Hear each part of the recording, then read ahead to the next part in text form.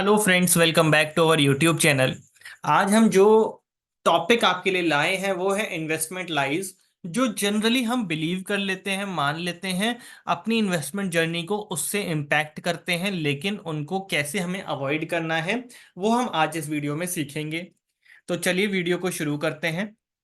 Do you feel confuse while making decisions regarding investing? मैं तो हो जाता था कंफ्यूज। मैं अभी भी कंफ्यूज हो जाता हूं। तो हमें उन लाइज को, उन कंफ्यूजन्स को दूर करना है अपनी इन्वेस्टमेंट जर्नी को शुरू करने के लिए, अपनी इन्वेस्टमेंट जर्नी को कंटिन्यू करने के लिए। Generally people face myths and misconceptions that can make investing confusing. These myths and misconceptions can become a hurdle in reaching your financial goals. तो आपको अपने फाइनेंशियल गोल्स की तरफ कैसे पहुंचना है, कैसे आगे बढ़ना है, उसमें अगर कोई भी मिसकंसेप्शंस, मिथ्स आपको लग रहे हैं तो उनको अवॉइड कीजिए। अब नया फाइनेंशियल ईयर शुरू हुआ है, उसके लिए आपको कैसे आगे बढ़ना है, कैसे तैयारी करनी है, उस पर हमने एक वीडियो बनाई है। हम उस वीडियो का लिंक डिस्क्रिप्शन में डाल देंगे, आई बटन में डाल देंगे, आप उस वीडियो को भी जरूर देखिए। तो चलिए, myth one: investing is meant for rich only and requires a lot of formalities. No, it is purely a myth. Investing किसी के लिए भी है। आज के टाइम में इन्वेस्टिंग इतना आसान हो गया है कि आप SIP 100 रुपए से भी शुरू कर सकते हैं। आप अपनी इन्वेस्टमेंट जर्नी को 100 रुपए महीने से शुरू कर सकते हैं। और साथ के साथ इन्वेस्टिंग किसी भी फॉर्म में फॉर्मेलिटीज नहीं है। आप अगर म्यूचुअल फंड में इन्वेस्ट करना चाहते हैं, RD खोलना चाहते हैं, बैंक में FD करना चाहते हैं, कुछ भी करिए, बहुत इजी हो चुका है। आप म्यूचुअल फंड्स के जो मैनेजर्स हैं वो प्रोफेशनल्स होते हैं। अगर आप म्यूचुअल फंड्स में पैसा लगाते हैं, बहुत इंफॉर्मेशन नॉलेज आपको नहीं है, तब भी वो लोग आपके पैसे का बहुत अच्छा ध्यान रखते हैं। मिथ टू क्या है? Keeping money in a saving account is enough for the future. No, it is not true. Saving account में पैसा सिर्फ और सिर्फ इमरजेंसी फंड रखना चाहिए, जो कि आपको अपनी सैलरी का 3 महीने का, 6 महीने का रखिए। उसके ज्यादा नहीं रखना चाहिए, क्योंकि सेविंग अकाउंट पर जो इंटरेस्ट मिलती है वो बहुत कम है एज कंपेयर टू इन्फ्लेशन। तो इफेक्टिवली जो आपका पैसा है उसकी वैल्यू गिर रही है।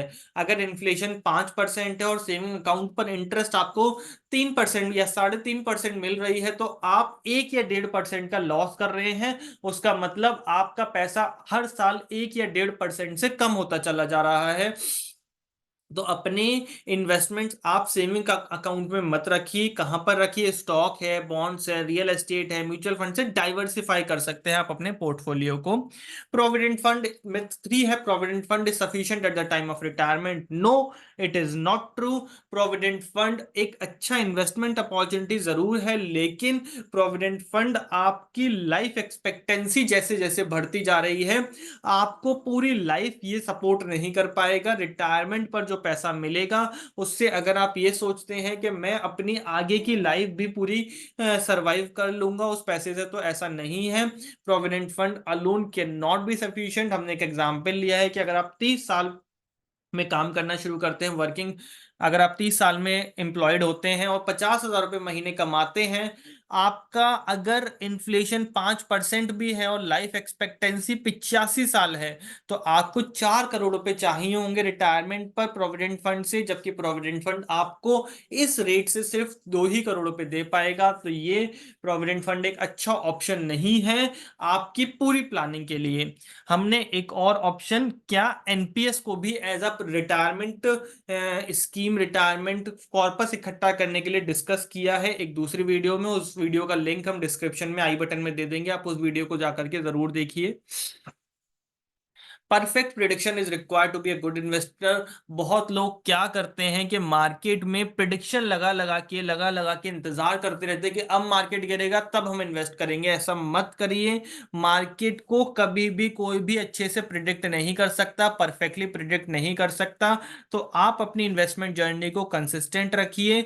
आप हर महीने या जिस भी पीरियड पर इन्वेस्टमेंट करना चाहते हैं करिए, तो उससे आपको मार्केट के अप्स एंड डाउन्स का बहुत अच्छा फायदा फायदा मिलेगा। इसमें देखिए हमने एग्जाम्पल से समझाया है कि अगर आप निफ्टी 50 में 20 साल भी इन्वेस्ट करते हैं और हम ये मान करके चल रहे हैं कि आपने जब इन्वेस्ट किया उस समय निफ्टी 50 हाईएस्ट पॉइंट पर था, तब भी आप 10.8% की रिटर्न अर्न कर सकते हैं। तो देखिए हम तो फिर भी आपसे कह रहे हैं कि अगर आप कंसिस्टेंटली इन्वेस्ट करेंगे तो आप मार्केट के अप्स एंड डाउन्स का फायदा ले पाएंगे और ये 10.8% से बहुत ज्यादा रिटर्न अर्न कर पाएंगे।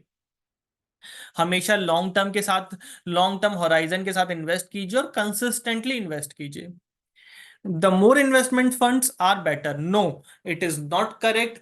आपका जो पोर्टफोलियो मिक्स होना चाहिए वो एक अच्छा मिक्स होना चाहिए, ना कि ऐसा कि भाई आपने उसमें बहुत सारे फंड डाल दिए जिन फंड्स को डाल करके डाइवर्सिफिकेशन भी नहीं मिल रहा। फंड सिमिलर नेचर के आप डाले चले जा रहे हो। आप मिड कैप फंड तीन चार तरीके के तीन चार कंपनियों के लिए आए, उससे डाइवर्सिफिकेशन नहीं मिलता। अगर आपको डाइवर्सिफाई करना है तो आप म्यूचुअल फंड्स में डालिए कुछ पैसा रियल एस्टेट में लगाइए, कुछ पैसा बॉन्ड्स में लगाइए, कुछ पैसा इक्विटी शेयर्स में लगाइए, कुछ पैसा आप कहीं और एज अ बैंक में एफडी की तरह से भी रख सकते हैं। तो ये एक तरीका है जिससे आप अपने पोर्टफोलियो को अच्छी तरीके से डाइवर्सिफाई कर सकते हैं, रिस्क से प्रोटेक्शन ले सकते हैं। Low entry price means a better deal, ये एक मिथ 6 है जो कि बिल्कुल सही नहीं है। लो एंट्री प्राइस का मतलब नहीं होता है इन्वेस्टमेंट में। इन्वेस्टमेंट में और भी बहुत सारी चीजें देखनी होती हैं, जैसे कि एक्सपेंस रेशियो देखना है, या फिर उस फंड की या उस शेयर की पास परफॉर्मेंस देखनी जरूरी है, या फिर फंड मैनेजर की जो कि उस म्यूचुअल फंड को मैनेज कर रहा है उसका प्रोफाइल देखिए, या फिर अगर आप कंपनी के शेयर्स में डायरेक्टली इन्वेस्ट कर रहे हैं तो कंपनी के प्रमोटर्स डायरेक्टर्स की प्रोफाइल देखिए, उनका विजन देखिए कि वो क्या चाहते हैं कंपनी के लिए, क्या आगे करना चाह रहे हैं। उसके बेसिस पर भी आपका इन्वेस्टमेंट अच्छा है या खराब है ये डिसाइड होगा। As long as the return is good and consistent, the overall profit will be same on your investment. Myth 7, एक बहुत बड़ा मिथ है कि भाई लाइफ इंश्योरेंस एक इन्वेस्टमेंट है। ऐसा बिल्कुल नहीं है। Life insurance never never an investment. Life insurance एक सिर्फ एक ऐसा टूल है जो कि आपको प्रोटेक्ट करता है। अगर आपको कुछ भी हो जाता है तो आप कैसे अपने बाद अपने डिपेंडेंट्स का ख्याल रखना चाहते हैं, उसके लिए लाइफ इंश्योरेंस है। तो लाइफ इंश्योरेंस को कभी भी एज अ इन्वेस्टमेंट मत लीजिए। इसीलिए टर्म लाइफ इंश्योरेंस पर अगर आप स्विच करते हैं तो वो एक बहुत अच्छी चीज है, क्योंकि प्रीमियम बहुत लो होता है और कवरेज बहुत हाई होती है। While investment linked insurance policies might offer lower returns and less protection, it's better to keep your insurance and investment strategies separate. इस वीडियो से हमारे क्या टेक अवे हैं? By using investment tools like mutual funds, one may focus on growing money in the future. By understanding these common myths and making informed decisions, one can take control of financial future and feel confident about investing. Remember, knowledge is power, and with the right information, you can navigate the world of investing without getting lost in a maze of misconception. तो ये एक हमारी छोटी सी video थी investment myths के ऊपर। आप हमारे चैनल @पर्सनल टेक्स को सब्सक्राइब कर सकते हैं।